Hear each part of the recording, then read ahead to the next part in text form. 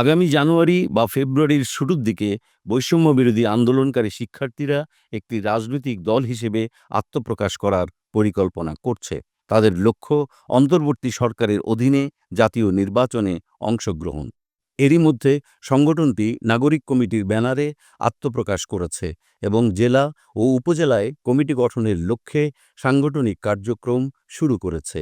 সংগঠন সূত্রে জানা গেছে, গত বিজয় দিবসে দলটি আত্মপ্রকাশ করার পরিকল্পনা ছিল, তবে তা বাস্তবায়িত হয়নি। এখন পর্যন্ত প্রায় ১০০টির কাছাকাছি উপজেলা কমিটি গঠিত হয়েছে এবং আরও ৫০টি কমিটির খসড়া প্রস্তুত।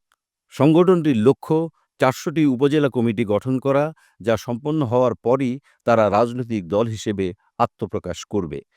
নাগরিক কমিটির মুখপাত্র সামান্তা শারমিন জানিয়েছেন, জানুয়ারির শেষ কিংবা ফেব্রুয়ারির শুরুতে দলটি আনুষ্ঠানিকভাবে আত্মপ্রকাশ করবে।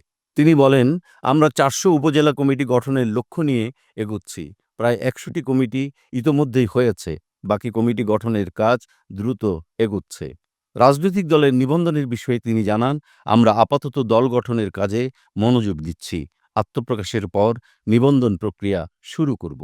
এদিকে বিজয় দিবসে সাভার জাতীয় স্মৃতিসৌধে শ্রদ্ধা নিবেদন শেষে নাগরিক কমিটির আহ্বায়ক নাসির উদ্দিন পাটোয়ারী বলেন, আগামী ২-১ মাসের মধ্যে ছাত্র জনতার পক্ষ থেকে রাজনৈতিক দল ঘোষণা করা হবে।